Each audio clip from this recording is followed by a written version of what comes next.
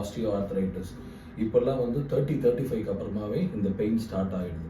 நிறைய ஸ்டாண்டிங் ஜாபில் இருக்கவங்க, நிறைய சிட்டிங் ஜாபில் இருக்கவங்க, மோஸ்ட்லி நின்று வேலை பார்க்குறவங்க எக்ஸசைஸ் பண்ணாமல் இருக்கும்போது இந்த முன் தொடை மசில்ஸ் எல்லாம் வீக் ஆகுது.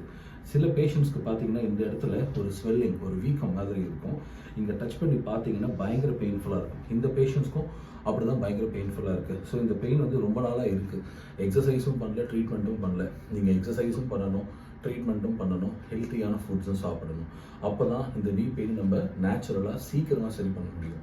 நீங்கள் ரொம்ப வருஷமாக எக்ஸசைஸ் பண்ணலை, ட்ரீட்மெண்ட்டும் பண்ணலைன்னா இந்த நீ ஜாயிண்ட் அதோட அடுத்தடுத்த கட்டத்துக்கு போயிட்டே இருக்கும்போது நம்மளால் சீக்கிரமாக சரி பண்ண முடியாது. ஸோ கைரோப்ராக்டிக் ட்ரீட்மெண்ட்டில் we are removing the pressure on the joints and we are trying to improve the muscle power. So இது ரெண்டு சேர்ந்து பழக்கும்போது நம்ம நீ பெயினை நான் சர்ஜிக்கலாகவும் இயற்கையாகவும் சீக்கிரமாக சரி பண்ண முடியும். ஸோ மூட்டு வலி இருக்கவங்க சீக்கிரமாக அதை குணப்படுத்த பாருங்கள், லேட் பண்ண